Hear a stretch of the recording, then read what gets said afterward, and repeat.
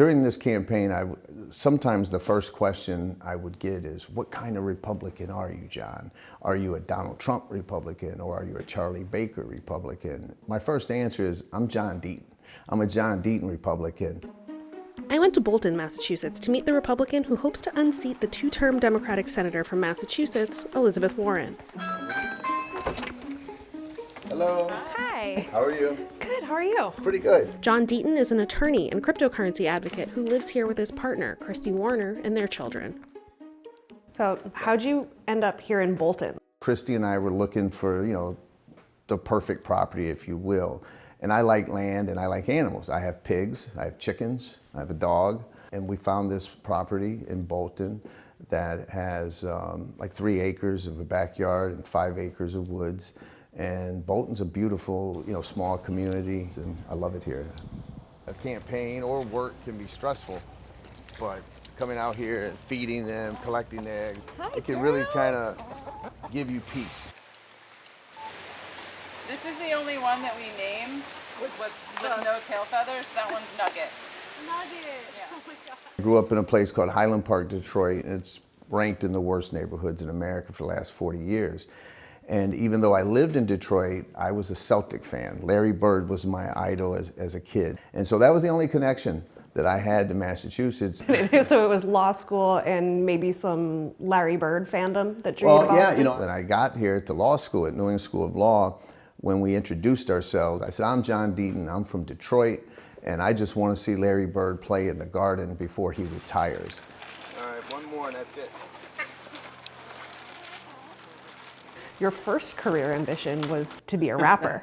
Walk me through the path. How do you go from wanting to be a rapper to wanting to be a U.S. Senator? On the streets of Detroit, hip hop and rap was at its infancy. So I was listening to Kool Moe Dee, LL Cool J, Houdini, and all of the old greats. I had a meeting at Capitol Records. I cut a couple songs, and I realized that although I might be better than the average white guy, okay, so to speak, I didn't have the skill or the desire in my heart that that's what I needed to be in life.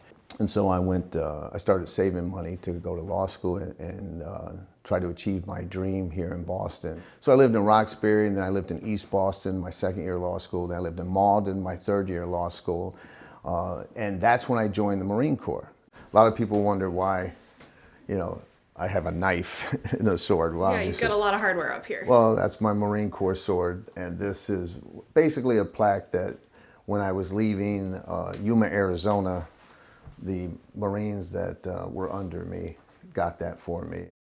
I did 7 years of active duty, and then when I got out, I became a lawyer representing mesothelioma and lung cancer victims. Why don't you tell me a little bit about what you think Massachusetts stands to gain from a Senator John Deaton?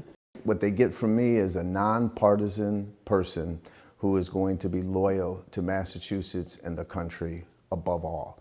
I'll have one test. Is it good for this state and this country? If it is, it doesn't matter to me whether it's called a Democrat proposal or a Republican proposal. You have something that would be either a first bill that you'd file or a signature policy you'd look to pursue in the Senate? My first bill will be a term limit bill. I'm someone who believes that if we don't enact term limits, that it really is a jeopardy to the success of this country. My second bill will be the codification of Roe versus Wade. I'm passionate about a woman's right to choose her own choice for her life. And so I'm gonna write a bill that codifies Roe, and I'm going to do everything I can to make it to put it on the Senate floor and force elected leaders to take a position one way or the other. And if the Senate is Republican controlled and I'm a Republican, and they even suggest that they would put that federal ban on abortion on the floor, I'll look them in the face and say, you do that, and I'll be a Democrat the next day. And we'll flip the Senate right back, and you'll lose all that power. Does it give you pause at all to think about how independent voters might perceive that R after your name? Well, sure, but when you look at my life story, you don't see anyone in the Senate like me that's overcome poverty, that's overcome violence, someone who has struggled to pay his bills in his 40s. I know what it's like to do all the things right and you still feel like you can't get ahead. I do want to ask you about a post you made on X last December, responding to some of Senator Warren's crypto comments. There's a new threat out there. It's crypto, and it is being used for terrorist financing. Is there time for me to buy a home in Massachusetts, actually move there and run for Senate to challenge her? Was that when you decided to run, or what was it for you? But really what did it for me was that I saw the poll that showed that former Governor Charlie Baker could beat her handedly. And it confirmed what I've always thought, that the right type of Republican could beat Senator Warren. If it's a common sense, centrist, socially moderate to liberal Republican, could win. And that's what started it.